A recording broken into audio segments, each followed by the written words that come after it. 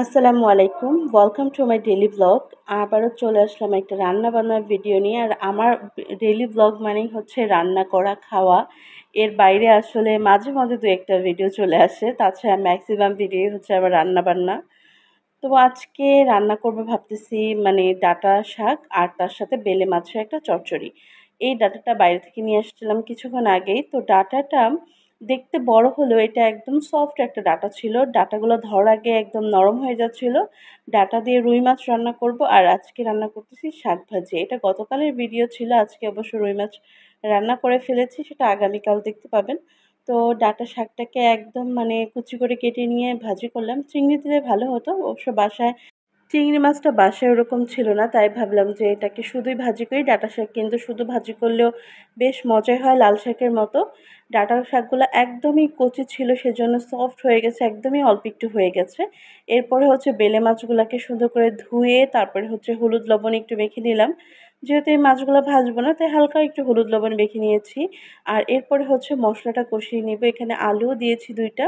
তো আলুগুলাকে একটু মানে হালকা মানে চিকন করে কেটেছিলাম, আর তার সাথে টমেটো নিয়েছি।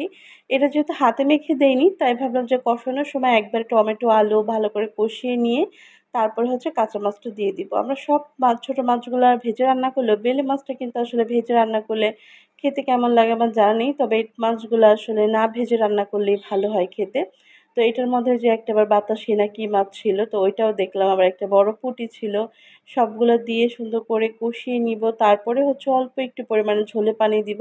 কারণ এই মাছগুলো অনেক তাড়াতাড়ি সিদ্ধ হয়ে যায়। আর আলু তো এমনিতেই নিজের থেকে যে পানিটা বের হবে ওটা দিয়ে সিদ্ধ হয়ে যাবে। তো এখন একটু হালকা নেড়েচেড়ে নিব। বেশি নাড়তে গেলে কিন্তু আবার বেলে মাছটা ভেঙে যাবে। একদম সাবধানভাবে মানে আলতো করে নেড়েচেড়ে নিতে হবে। বেশি প্রেশার ক্রিয়েট করলে মাছটা একদম দলামোচড়া হয়ে যেতে পারে। তাই একদম আলতো হাতে নেড়ে দিব, মানে বেশি জোর খাটানো যাবে না যেটাকে বলে। তারপর ঝোলের জন্য পানি দিয়ে দিয়েছিলাম। এটাও বেশ অনেকটা শুকিয়ে এসেছে, আর একটুখানি শুকাবো। তো এখন আবার দিয়ে দিলাম ধইন্যাপাতা কুচি। ছোট মাছ চচ্চড়িতে ধইন্যাপাতা না দিলে আর টমেটো না দিলে আমার কাছে মনে হয় ছোট মাছটা একদম পারফেক্টলি রান্নাই হয় না। এই ২ টার কম্বিনেশন না থাকলে মাছ খেতেও মজা লাগে না বা দেখতেও সুন্দর লাগে না। তো এখন দিয়ে দিলাম বেশ একটু ধইন্যাপাতা কুচি। তারপরে এই ঝোলটাকে আরও একটু শুকায় নিব। তারপরে হচ্ছে খাবার-দাবার সব রেডি করে ফেলবো। দুপুরের দিকে কিন্তু ছোট মাছের চচ্চড়ি, শাক ভাজি এগুলা দিয়ে আজকে খেলাম। আজকে আর কোনো বড় মাছ বা অন্য কোনো তরকারি ছিল না। এই সিম্পল খাবার-দাবারই কিন্তু অনেক, অনেক মুখরোচক হয়। আপনারা বাসায় ট্রাই করতে পারেন। আমার কাছে তো এই ছোট, ছোট খাবারগুলাই অনেক বেশি টেস্টি মনে হয়। তো আজকের মতো ভিডিওটা এই পর্যন্ত রাখছি। সবাই ভালো থাকবেন, সুস্থ থাকবেন। আর যাদের কাছে আজকে নতুন আমার ভিডিওটি গেল, তারা কিন্তু চাইলে একটা ফলো দিয়ে দিতে পারেন। তাহলে আমার নতুন ভিডিওগুলো আপনারাও দেখতে পাবেন। আপনাদের সাথে কথা হবে নেক্সট ভিডিওতে। আল্লাহ হাফেজ। টাটা।